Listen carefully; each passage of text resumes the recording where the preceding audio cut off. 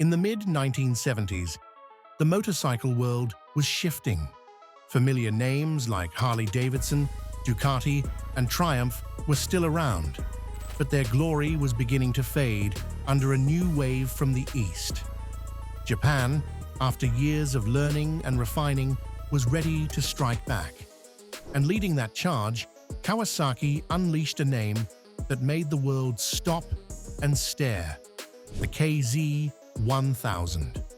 More than just an upgrade to the legendary Z1, the KZ1000 was a bold statement that Japan was no longer following.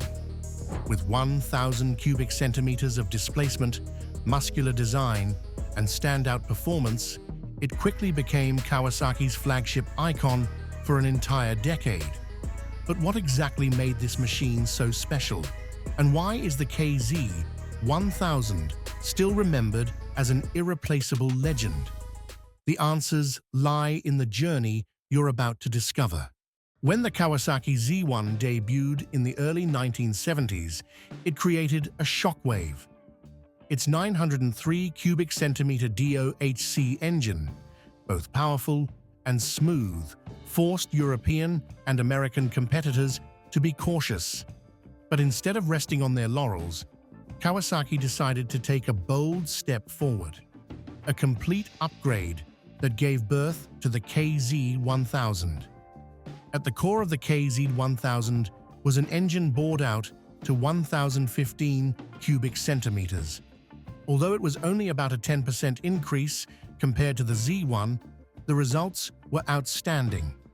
The compression ratio was just 8.7 to 1, which might sound low, but it allowed the bike to run smoothly, reliably, and be easy to maintain. With 85 horsepower at mid-range RPMs, the KZ1000 wasn't the kind of bike that needed to scream to prove its strength. It simply surged forward. The carburetor system, consisting of 4 Mikuni VVM26 SS units, acted like a heart-pumping fuel into the entire body.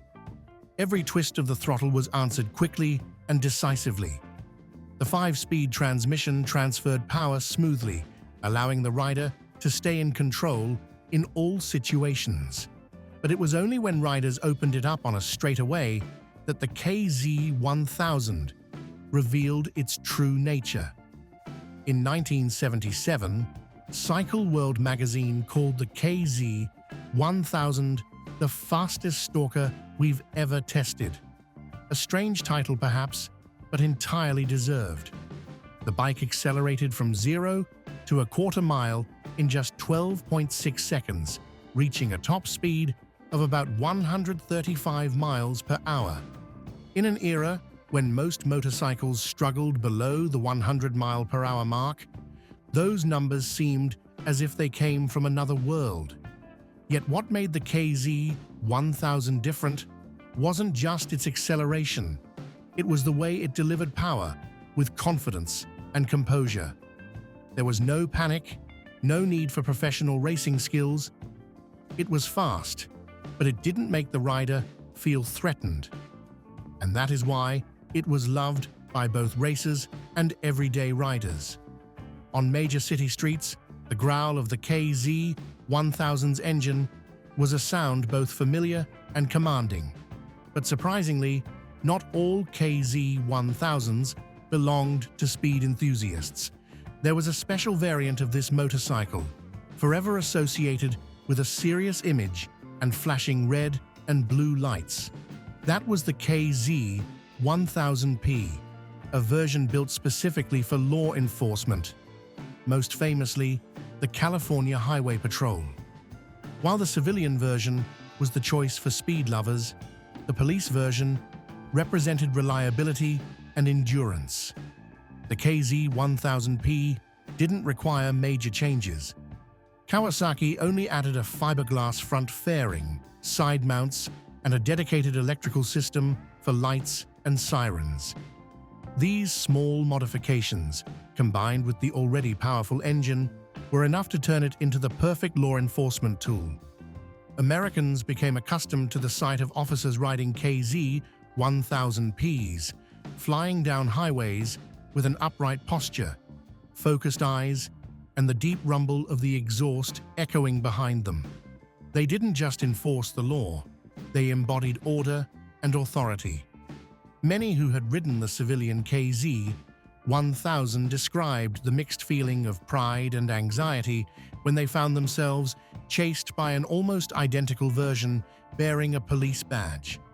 The KZ1000P appeared in countless movies, TV shows, and even commercials. It became the unofficial symbol of American motorcycle police for more than 2 decades. It became the unofficial symbol of American motorcycle police for more than 2 decades. But while the KZ1000P continued its familiar role on the streets, Kawasaki had another ambition: to take this line of motorcycles to a higher level of technology. In 1980, they introduced the KZ1000H, the first version to be equipped with an electronic fuel injection EFI system. Instead of using traditional carburetors, Kawasaki experimented with a modern technology that had only been seen in high-end cars. EFI helped the bike run more consistently in various weather conditions, improved fuel efficiency, and provided a sharper throttle response. However, the KZ1000H was not a perfect leap. The technology was still young. Production costs were high, and maintenance was complicated, which made it difficult to become a mainstream choice. Lasting only 1 year on the market, with limited production numbers, the KZ1000H quickly became a rare version. Today, it is sought after by collectors as proof of Kawasaki's pioneering spirit. With the KZ1000H, Kawasaki had experimented and learned enough to be ready for a bigger overhaul. And just 1 year later, they released the KZ1000J, a machine designed not only for the streets but also to dominate the superbike racing world. This was a major turning point, because Kawasaki had to adapt to new AMA regulations that limited maximum engine displacement to 1,000 cubic centimeters. Instead of seeing this as a setback, Kawasaki turned it into an opportunity.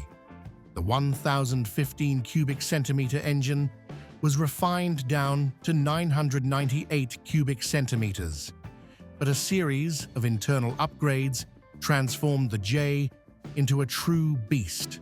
Larger intake valves, sharper camshafts, a lighter rotating assembly, and 4 34mm carburetors optimized fuel and air intake. The result was a surge in output to 102 horsepower, a figure that showed the bike was not only stronger but also explosive at higher rev ranges. The frame was reinforced to handle better when cornering at high speeds. The braking system was improved, giving professional riders more confidence. Altogether, the KZ1000J became not only more powerful than its predecessor, but also more balanced and fully ready for the toughest challenges. In the hands of talented riders, the KZ1000 became an unbeatable machine. In 1977 and 1978, it helped Kawasaki claim resounding victories that caught the world's attention. By 1981, with the new J version, the KZ1000 once again asserted its dominance by ruling the racetrack and bringing home more championships. What made the KZ1000 stand out was not only the power of its engine, but also its remarkable balance. It was strong enough to rocket down straights, yet agile enough to handle sharp corners. This combination created a machine that was fast, stable, and reliable. The KZ1000's name became tied to American racing legends like Eddie Lawson, Freddie Spencer, and Wayne Rainey. They not only conquered championships, but also turned the KZ1000 into a symbol of speed during the golden age of superbike. After its glorious victories, the KZ1000 seemed destined to continue dominating for many years. But in the early 1980s, the motorcycle industry was entering an entirely new era. Manufacturers began moving toward liquid cooling, aerodynamic designs, and higher revving engines. Kawasaki understood clearly that to maintain its position, they needed a different motorcycle, one that was modern and bolder. In 1984, the world witnessed the debut of the GP's 900R Ninja, the sport bike that redefined every standard. With its 908 cubic centimeter liquid-cooled engine, 6-speed transmission, and a top speed exceeding 150 miles per hour, the Ninja immediately made the KZ1000 obsolete. By 1982, Kawasaki had ended production of the civilian version of the KZ1000. However, the police variant, the KZ1000P, continued to be produced until the early 2000s, serving as proof of its durability and reliability. The decline of the KZ1000 was not a failure. It was a natural transition. It closed a glorious chapter and opened a new era where the name Ninja would become the next legend. Even though it ceded its place to the Ninja on the streets and racetracks, the KZ1000 still holds a special place in the hearts of enthusiasts. Many bikers who once rode the KZ1000 still vividly remember the feeling behind its handlebars. The deep, steady exhaust note, the abundant yet controllable power, and the muscular stance made it the dream bike of an entire generation. In countless American garages, the KZ1000 is preserved not only for its utility, but also because it recalls a golden era. What is interesting is that the KZ1000 could be both a daily motorcycle and a platform for customization. Many drag builds, cafe races, and street fighters based on the KZ still appear in enthusiast groups to this day. From the streets, to the racetrack, to the garage, it has always proven its rare versatility. And that is why the KZ1000 never disappears. It became a motorcycle that lives on in memory, a legend told through stories, custom builds, and personal recollections. Today, more than 4 decades after its launch, the KZ1000 still has a strong presence in the classic motorcycle community. At biker meetups, vintage festivals, and online groups, the KZ1000 continues to appear. For many, owning it is not just about having a vehicle, but about holding on to a piece of history. Many enthusiasts spend months, even years, restoring a KZ1000. It is not just technical work, it is a journey to recover memories. Every bolt tightened, every exhaust note restored, brings back the time when this motorcycle was a symbol of strength and freedom. And it is that very community that has kept the KZ1000 alive. It is not only the past, it continues to exist in the present.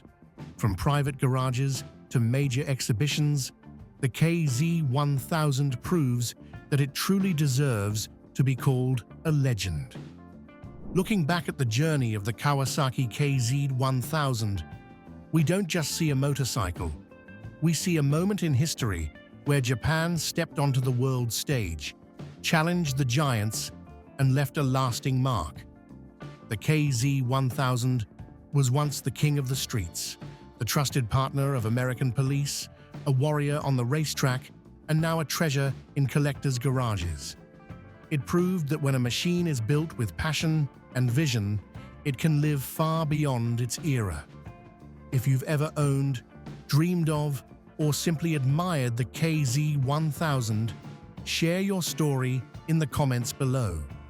And don't forget to like, subscribe, and hit the notification bell to join me on more journeys through the world of legendary motorcycles.